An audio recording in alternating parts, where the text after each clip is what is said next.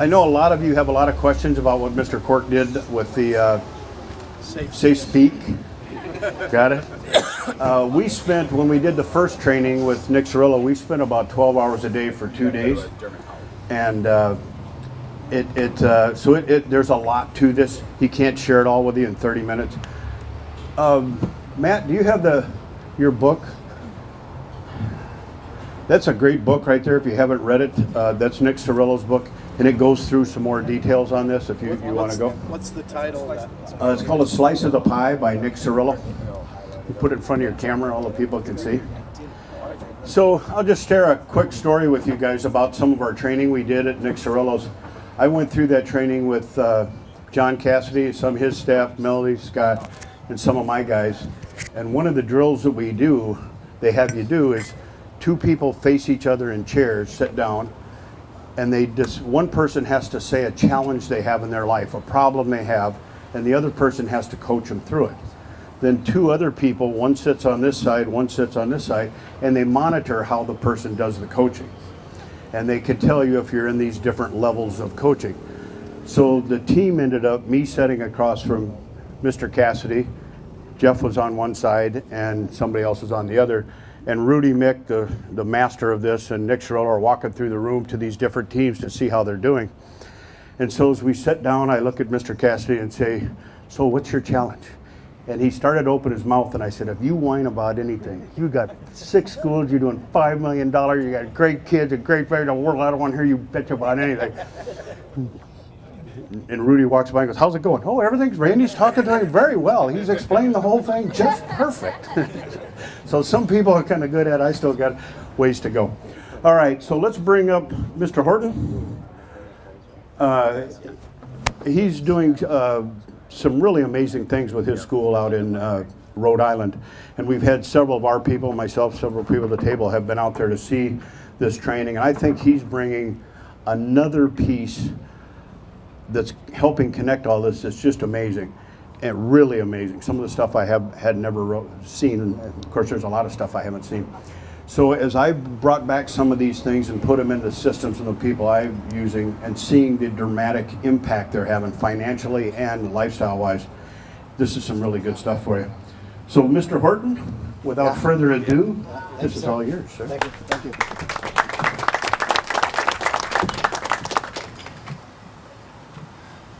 Good morning.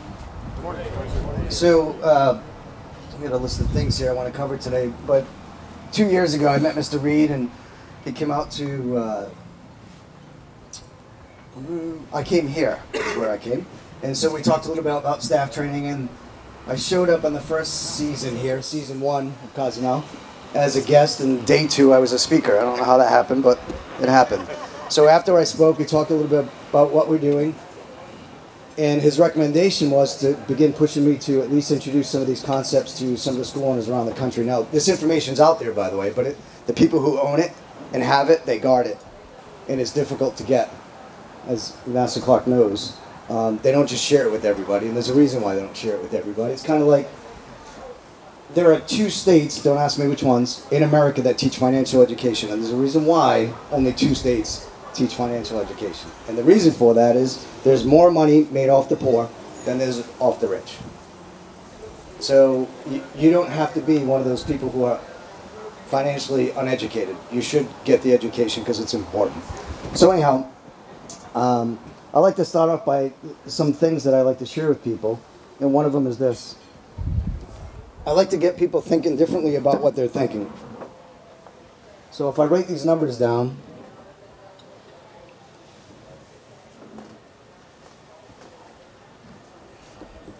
10, 26, 24, and 7. 10 digits, 24 letters, 24 hours, 7 days a week. We all have those assets. The combination of how you use them is your personal experience, and the results are based on that. I mean, there are some people that are really effective with their time, and there are people who haven't developed this skill yet. So would you agree that again, 26 letters being our culture, but would you agree that we all have access to that? Right? Simple. So my point of that is there are no original things unless we discover something on Mars that's a new metal or something new, nothing, it won't be rediscovered. It won't be discovered. It's already here. It's the coordination of all those things and the execution. Creativity, I know a lot of people like to be creative, but there are a lot of artists that really broke, and they're super creative. I'll be the first to tell you, I'm not creative at all. I'm a good executor. I like to execute. If I see something, Mr. Quirk's presentation, fantastic. I'm violating many of those things, by the way. And I violated many of them last night in our conversation. But I learned it, so I'm at stage 2, Mr. Cassidy. I now know what I don't know. Or I'm more aware of it anyhow. So these are real, and your use of them is important. So why do I say that? I had an opportunity in probably 1999. I decided to jump on an airplane and go to Jacksonville. And that was the first time I met actually, that wasn't the first time I met Master Clark. I met you on an elevator in Texas in a seminar. I said hello, told him who I was. We got off at the next floor. We sat and talked for 2 hours in 2 chairs. Didn't know who I was. And at that time, I was just telling some people at breakfast this morning, he told me he would never hire me. And the idea of that was that he felt that people that get really good grades in school follow directions, and people who don't, we make up our own rules to some degree. And I remember that story. Anyhow, so back in 1999, I get to go to Jacksonville, and I'm sharing all this for a reason, and I'll get to where I want to go. But I walk into the training, and it happened to be, I got to stay on a Monday. So this was early mass training, and that's when you were really heavily involved in it. That's when it was good. So I got to stay, and I witnessed the training. Master von Schmeling's staff came, and your staff came, and they all come walking in the room. And there was 90, at least 90, instructors with black collars on. And I just watched them walk in, and in that moment is when my life changed. And here's why. It occurred to me that I've been focusing on trying to enroll white belts. Their intention was training instructors. Very, very different distinction. At that point, that was 2000, I had 3 locations at the time. I mean, I haven't taught a regular class in 16 years. At that point, I made decisions, moved forward, and spent all of my time in training my people. And for some of you who've been out there, I have 2 employees that have been with me since they were 20, for 20 years, excuse me. And most of them are at least 15 years or more. Now, you can't work with people that long if you're not a good person. People won't stay with you. If they feel that you're not taking it, or they are taking advantage of them, not helping them, they will leave you. They're the closest people to me. They know me better than anybody else. And with that, they decide to stay. Imagine that. I must be doing something well. So anyhow, I bring that up because that really changed my life, and more than he probably realizes, but indirectly, these things happen. So the information's out there. It's up to you to be a good student. It's up to you to notice these distinctions, because these distinctions sometimes are like just slightly. They're not big gapping things. They're just minute. But when you add them up and execute them well, and your team's working together in a mission, I mean, it's really fantastic. The reason why I also bring him up is because we were in the airport yesterday. I asked him a question. He is it 25, sir? 25 schools? He currently has 25 locations. And my question to him was, what's the perfect number? Sitting at 6. I recently was in Orlando with somebody, one of Master Clark's students, who has 33. And that was the conversation. What's the perfect number? And again, I was telling Mr. Reed this last night, that it's his wisdom that I really enjoy, and it's more the philosophy. I think at a certain level, you have to mechanically understand how the business works, and then you keep climbing this ladder. So that I wanted a number yesterday, and I got a philosophy. And I appreciate that because I enjoy that. And his philosophy was, well, what's your lifestyle? The amount of schools you have is based on your lifestyle. I get it. I do. I get it. And it's brilliant. It's so simple, but it's brilliant. And those are the best things, right? Some of the things I'm going to be sharing with you today. So back to 8 years ago, I met Master Clark's, one of his juniors, Master von Schmeling. And we developed a relationship. And he's someone I really enjoy spending time with. A super brilliant guy on a lot of levels. Great at business, great at martial arts, loves people. I mean, he loves people. That's when you're in his company, that's kind of... So some of the things that I'm going to be sharing with you today are his victory concepts. And my Jeet Kune Do instructor always says to me, Greg, if this comes from Thai, you say it comes from Thai. If this comes from Kali, you say it comes from Kali. You understand? Too many people take credit from things they don't deserve to take credit from. You didn't create it, but you're sharing it. And so up front and explaining that, and I have permission to share everything that I'm about to share. So, with all that being said, here's my first question for you. Would you work for you? Write down 3 reasons why you would. Maybe the pay's great, maybe the time off's great, maybe the knowledge is great. Would you work for you? First question. If you have a difficult time answering that question, could be the reason why the rest of it is difficult. Second question. When an employee or an instructor decides to work for you and your company, what's in it for them?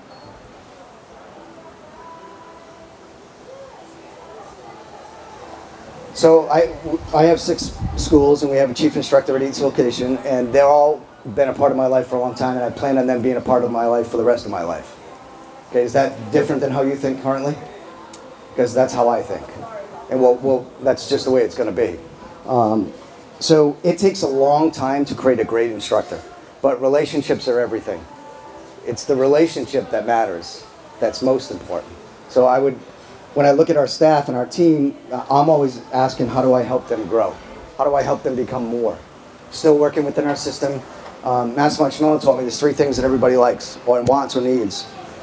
Time, money, and recognition. Raise your hand if you'd like more time. All right. Raise your hand if you want more money. Raise your hand if you want more recognition.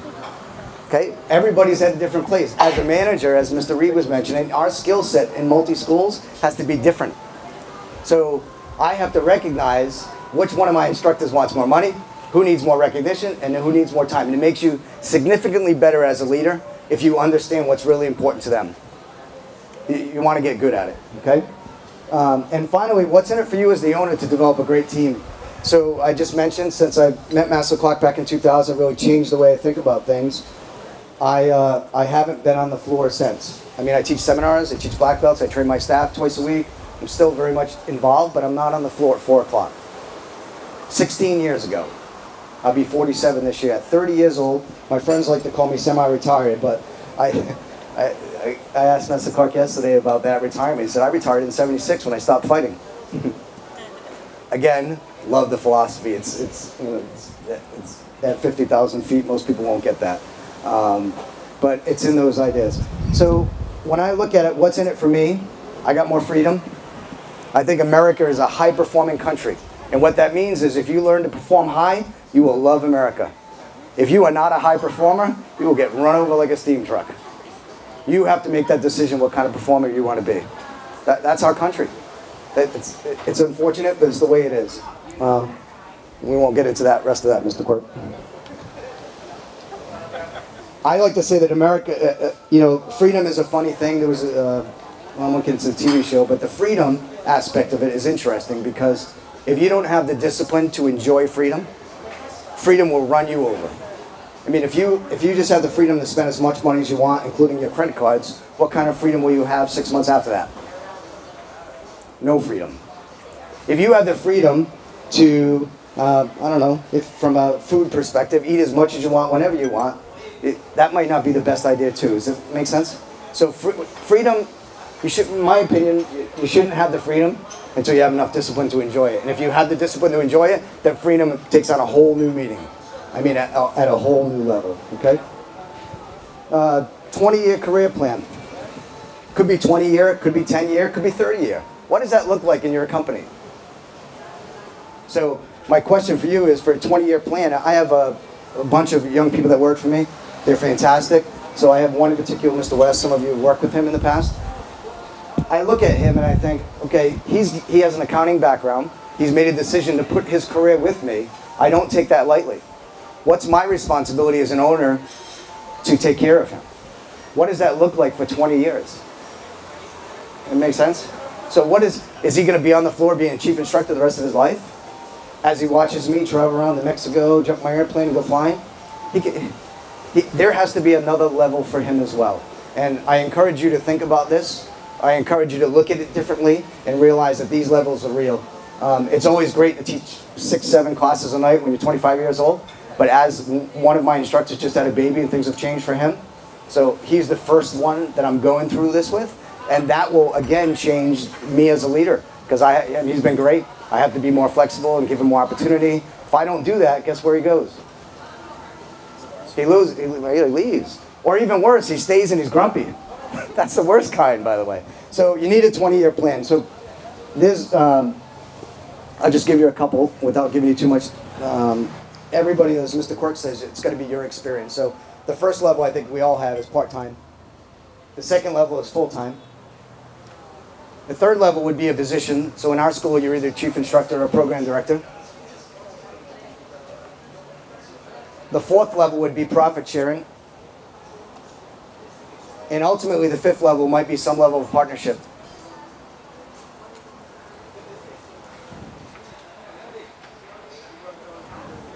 Sure. Part-time, which I think we all have. Full-time. Position, which is more of a key player in your academy. It could be chief instructor or program director. And there are plenty of information out there of what people think those jobs are that you could research. Profit sharing and partnership. There has to be a relationship. I'll talk more about it tomorrow if I get the opportunity, but there has to be a relationship between the money and the job. In other words, again, Master Clark and I were talking about this in the airport yesterday. Some of his employees, their money is paid strictly on the profit of the business. In order for him to do that, his P&Ls have to be perfect. In order for that to happen, he's got to have a great accounting team. Most of you don't have P&Ls at the end of the month because you don't have an in-house accounting team like he does, where he's able to get up-to-date minutes, everything's verified, checked, and so forth. So developing that accounting aspect of your business is super important. So, Mr. Wheaton, if we go flying, a couple things that we're going to want to know about: altitude and heading, and the areas that we're flying into, communication. That's data that, as pilots, we need to have.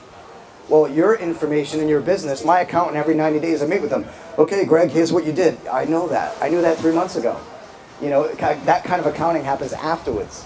So I like to be real time. So one of my habits every morning is I check the bank accounts because things are coming and going.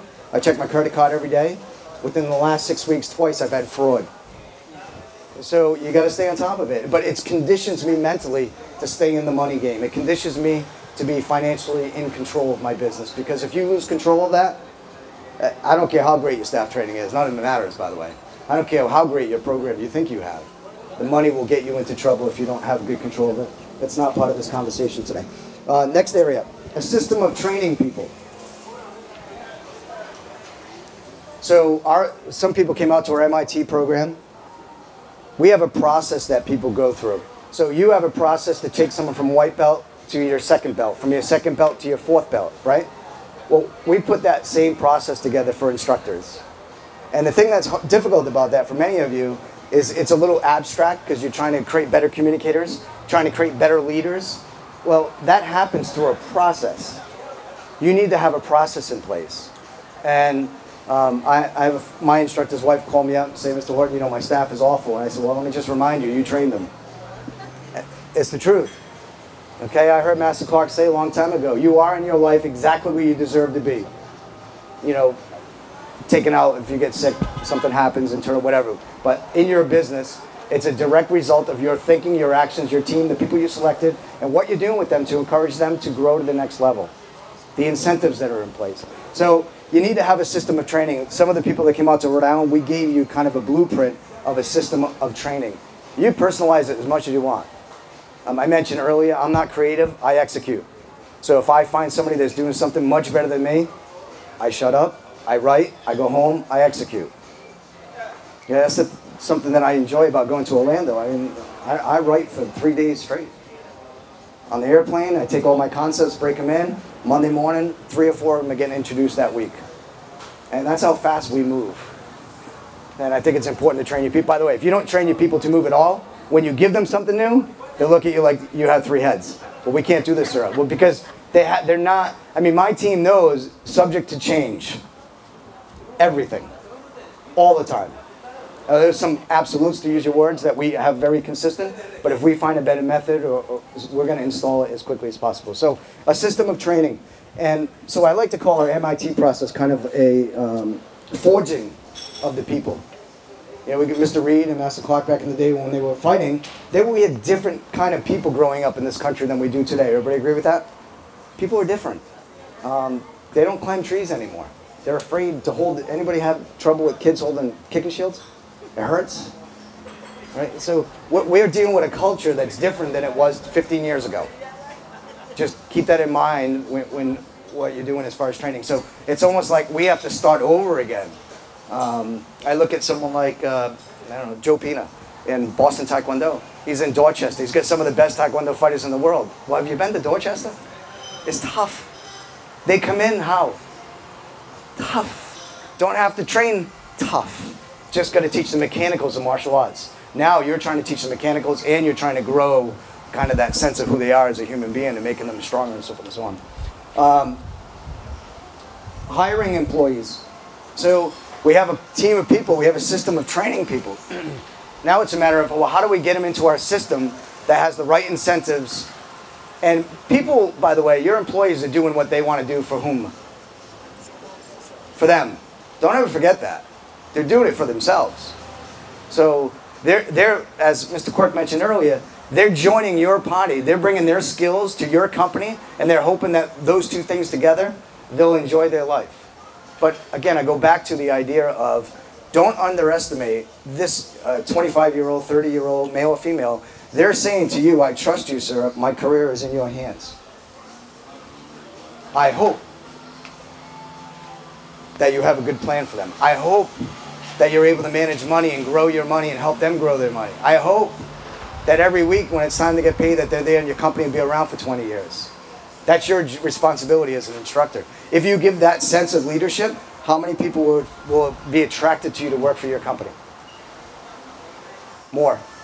And if you're finding that people aren't attracted to your business, it could be they're looking at it like, I don't know if I want to put my career into this. I enjoy training here. I enjoy your teaching. But I think on that other side, I don't know if there's great opportunity for me here. So hire an employee. So one of the things, setting the expectation.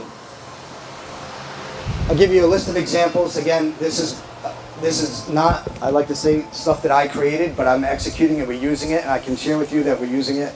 6 locations, and our company is pretty profitable. Everybody gets, all of our key employees get a salary.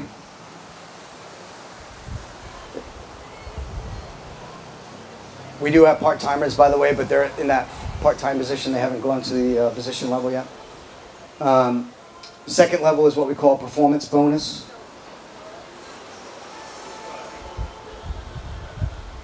The third level is commission.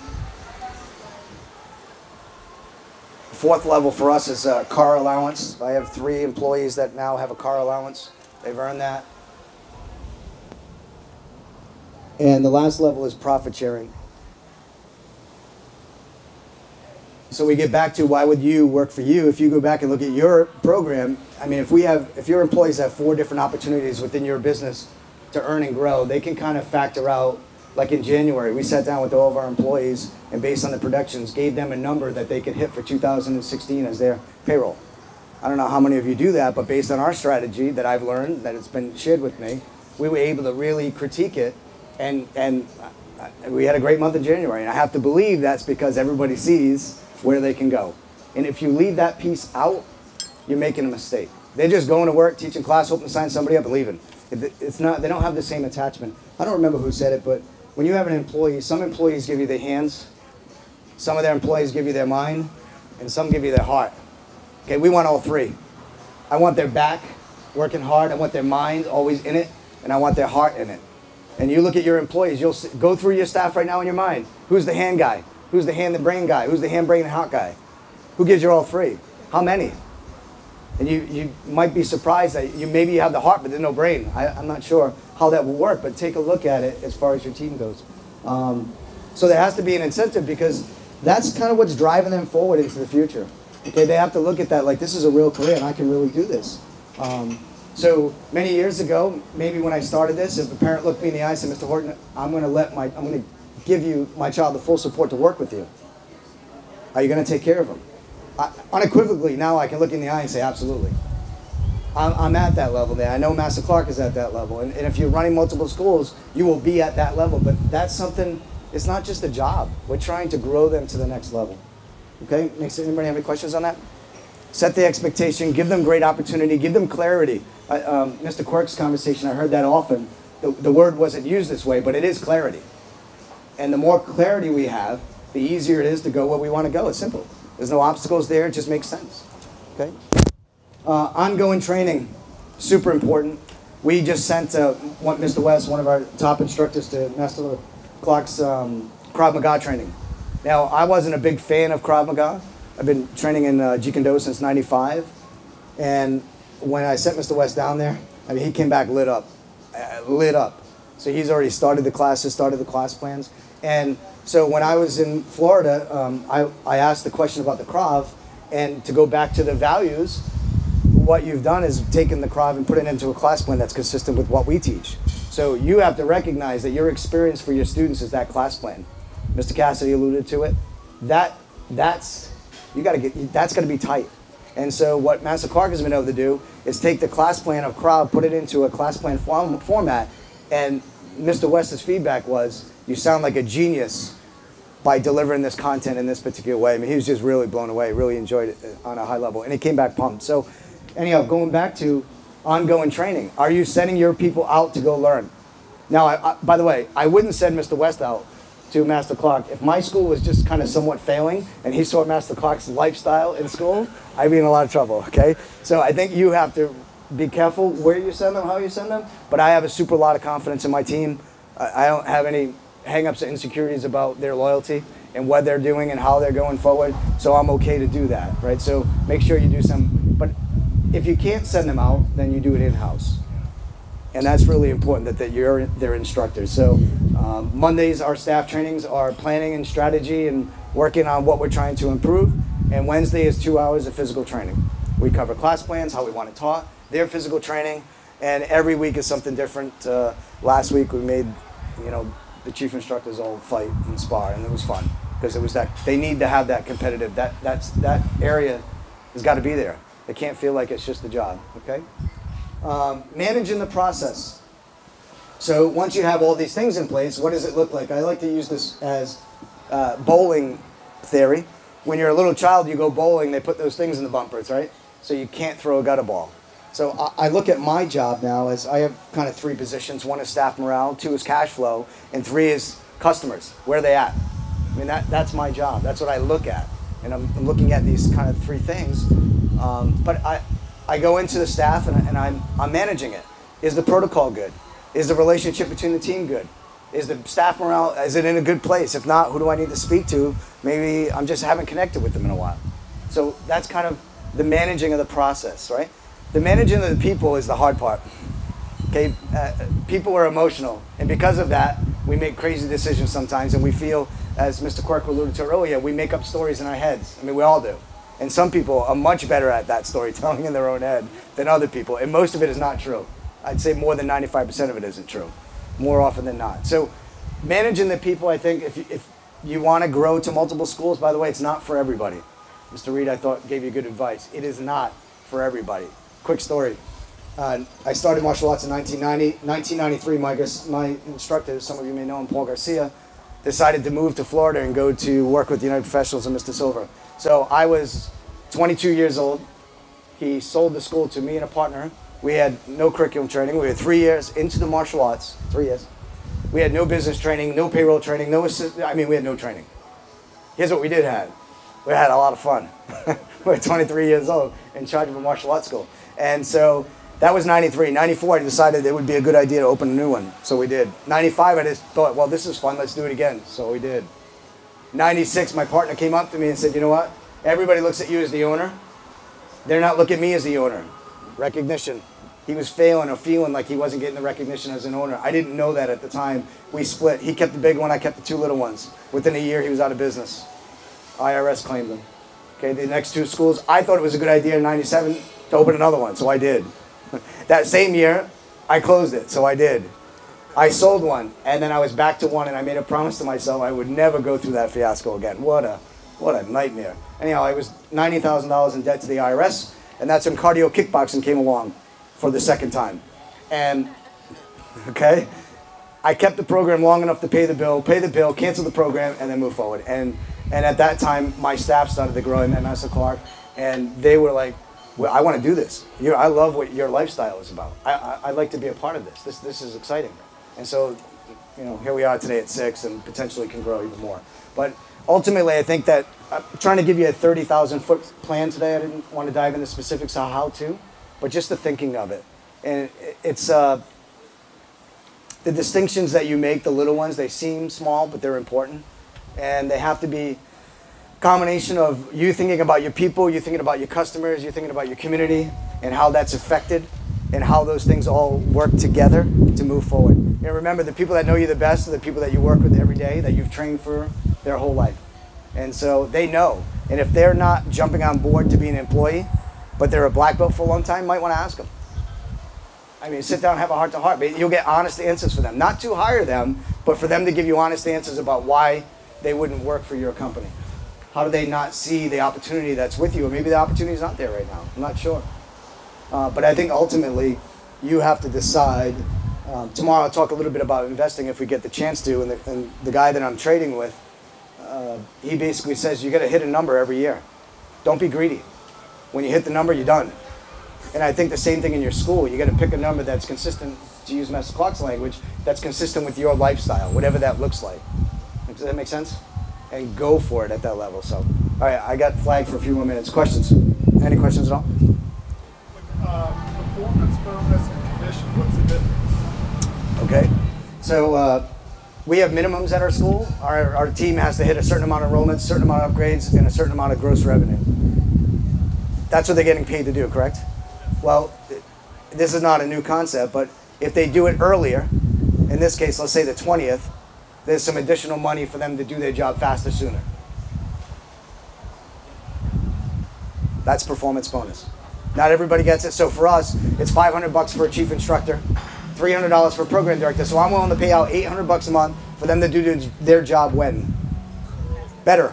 And I'm training them in their mind that they can do more sooner in a month.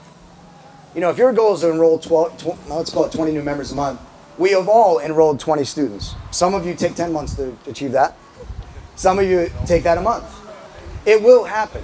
We're just asking you to do it how? Sooner. And so by getting them to bonus by the 20th, they stay, their commission now, the last 10 days, they have more chance to make money. So I'm actually helping them make more money. I'll say it like this. You have 4 weeks in a month. I have some employees that stay on the gas all 4 weeks. They're focused all 4 weeks. I got some employees that they're good for 3 weeks and they take a day off here and there, and you know what I mean by that in their mind? They're at work, but they're not performing and hitting what they need. I have some instructors who are 2-week employees. And generally, what's 2 weeks, Master Clark? The last 2 weeks. Oh, I got to set goals. And they get so much done in 2 weeks. And I say to them, why don't you just make it easier on yourself and do a third of that all 4 weeks and you'll be ahead of the game. So we have to train them. We have to retrain their thinking, retrain the way that they're thinking about it. So the commission is above minimums. The performance is just something in the middle to help them be inspired to do it sooner. Yeah, and that's that whole incentive thing. I mean, we live in a world today, obviously it's still America. Anything can be achieved here. Without incentive, what happens? People don't manufacture things. People don't try out new drugs. People don't try to do new... I mean, when the incentive is gone, there's no reason to do anything more. There was a company, and I'll end on this. There was a company, I don't know if it was California or whatever. Anyhow, the CEO was making $1 million a year. He decided it would be a great idea to take all of the money that they pay people, divide it amongst all the employees, and they came up with 70 grand a month, a year. So everybody in the company, there was no distinction between the janitor and the high-level performers.